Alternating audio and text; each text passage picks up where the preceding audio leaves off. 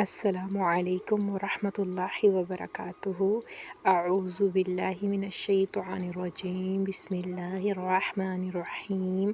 رب اشرح لی صدری ویسر لی امری واحلل عقدۃ من لسانی یفقہوا قولی۔ توضیح المسائل، لیسن نمبر 21 ہے۔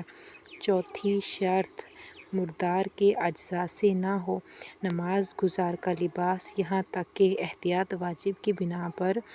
وہ چھوٹا لباس جو شرمگاہ کو نہیں چھپاتا، ایسے مردار حیوان کے اجزاء سے جو خون جہندہ رکھتا ہو، یعنی ایسا حیوان جس کی رگ کاٹی جائے تو خون اچھل کر نکلے نہ ہو،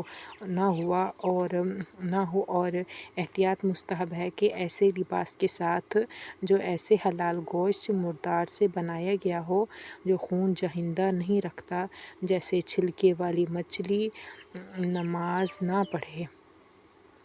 اگر نجس مردار کے بدن کا کوئی حصہ جیسے گوشت، کھال، جوزی روح رکھتا ہو، انسان کے ساتھ ہو، مثلاً اس کو ڈبی یا پلاسٹک میں رکھا ہو اور نماز میں اپنے ساتھ رکھا ہو تو اس کی نماز صحیح ہے۔ اگر حلال گوشت مردار کے بدن کا کوئی حصہ جیسے بال، اون جو روح نہیں رکھتا، نماز گزار کے ساتھ ہو یا ایسے لباس کے ساتھ جو ان چیزوں سے بنا ہے، نماز پڑھے تو اس کی نماز صحیح ہے۔ چمڑے کی چاکٹ اور اس طرح کی چیز کے جس کا چمڑا حلال گوشت حیوان سے جو خون جہندہ رکھتا ہو جیسے گائے سے بنایا گیا ہو، تو اگر معقول احتمال دے رہا ہو کہ ایسے حیوان سے بنایا گیا ہے جسے ذبح شرعی کیا گیا ہے،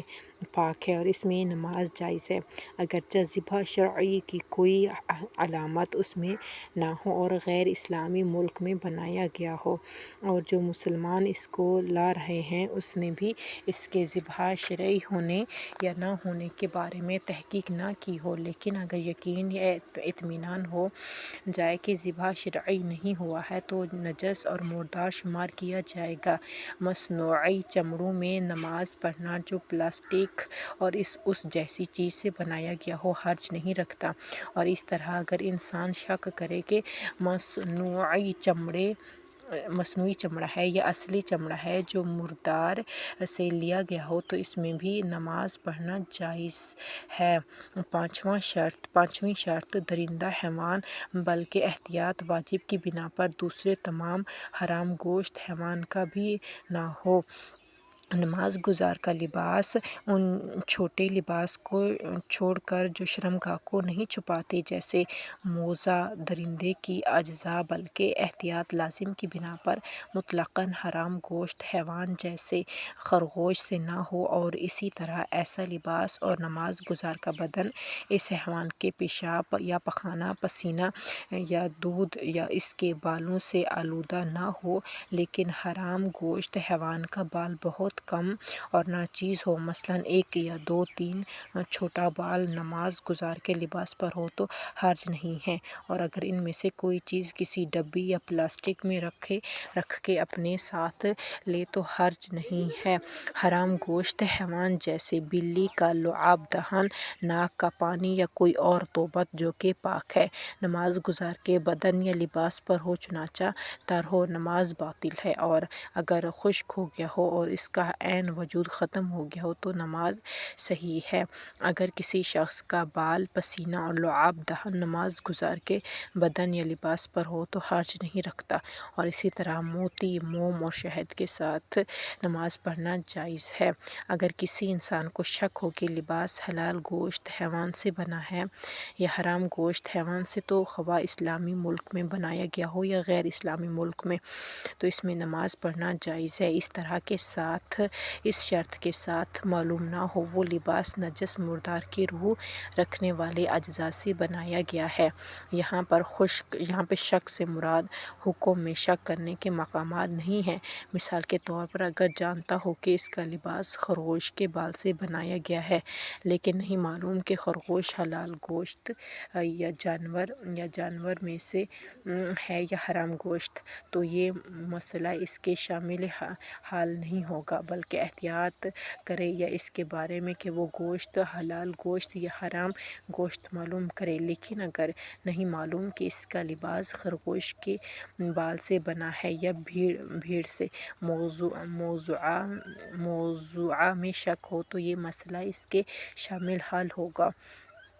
پس جائز ہے کہ مسئلہ میں مذکور شرائط کے ساتھ اس لباس میں نماز پڑھے کہ اس صورت میں اس لباس میں نماز پڑھنے کا حکم نماز گزار کے لباس کی چوتھی شرط میں گزر چکا ہے۔ مثلاً کسی کو معلوم نہ ہو کہ چمڑا گائے سے بنایا گیا ہے یا ہاتھی سے، لیکن اطمینان ہو کہ وہ جانور ذبح شرعی نہیں کیا گیا ہے۔ صدف موتی کے ساتھ نماز پڑھنا اور جو چیز اس سے بنائی جاتی ہے جیسے موتی کا بٹن جائز ہے۔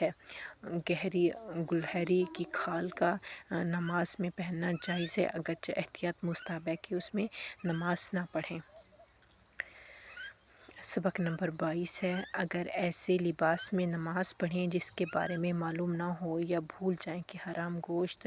حیوان سے بنا ہے تو اس کی نماز صحیح ہے۔ پہلی مخصوص شرط، اگر نماز گزار مرد ہو تو اس کا لباس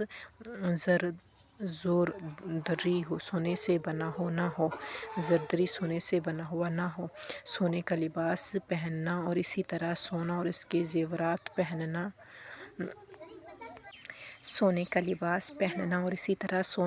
زیورات پہننا اگرچہ ہمارے عرف میں اس کو لباس نہ کہیں، مثلاً سونے کی زنجیر گلے میں ڈالنا یا سونے کی انگوٹھی ہاتھ میں پہننا یا سونے کی گھڑی ہاتھ میں باندھنا مردوں کے لیے غیر نماز میں حرام ہے اور اس میں نماز باطل ہے، لیکن عورتوں کے لیے نماز اور غیر نماز میں کوئی حرج نہیں، اور زیورات کے احکام کی تفصیل آئندہ ذکر ہوگی۔ احتیاط واجب کی بنا پر مرد کے لباس کا بٹن یا سامنے کا دانت سونے سے نہ بنا ہو کہ یہ کام عرفاً زینت شمار کیا جاتا ہے، لیکن ایسا عمل نماز کے باطل ہونے کا سبب نہیں ہے، اور اگر پیچھے کے دانتوں کو سونے سے بنائیں جو عرفاً زینت شمار نہیں ہوتا تو حرج نہیں ہے۔ اگر کوئی مرد نہ جانتا ہو یا بھول جائے کہ اس کی انگوٹھی یا لباس سونے سے بنا ہوا ہے یا شک کرتے ہوئے اس میں نماز پڑھ لے تو اس کی نماز صحیح ہے۔ نماز گزار مرد کا وہ لباس جو اس کی شرمگاہ کو چھپا سکتا ہو خالص ریشم سے نہ ہو، اور نماز کے علاوہ بھی مردوں کے لیے اس کا پہننا حرام ہے۔ اگر لباس کا پورا استرا یا کچھ مقدار خالص ریشم کا ہو تو مرد کے لیے اس کا پہننا حرام اور اس میں نماز باطل ہے۔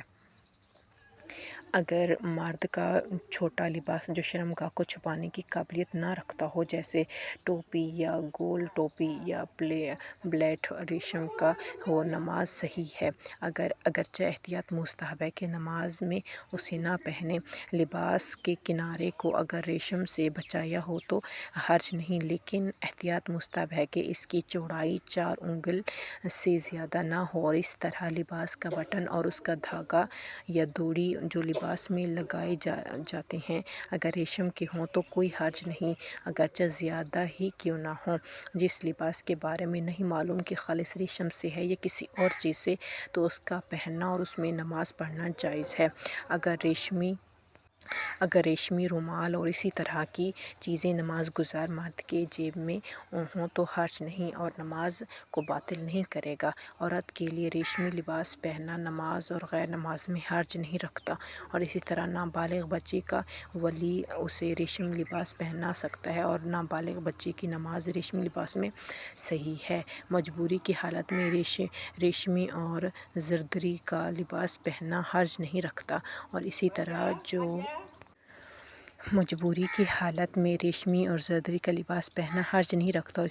شخص لباس پہننے پر مجبور اور اس کے علاوہ کوئی اور لباس نہیں رکھتا تو اس لباس میں نماز پڑھ سکتا ہے۔ اگر غضبی یا خالص ریشمی یا زردوزی کے لباس کے علاوہ کوئی اور لباس نہ رکھتا ہو اور لباس پہننے کے لیے مجبور بھی نہ ہو تو اس دستور کے مطابق جو برہنہ لوگوں کے لیے بیان کیا گیا ہے نماز پڑھے۔ الحمدللہ۔ سبحانک اللہم و بحمدک، نشہد ان لا الہ الا انت، نستغفرک و نتوب الیک۔ السلام علیکم و رحمۃ اللہ وبرکاتہ۔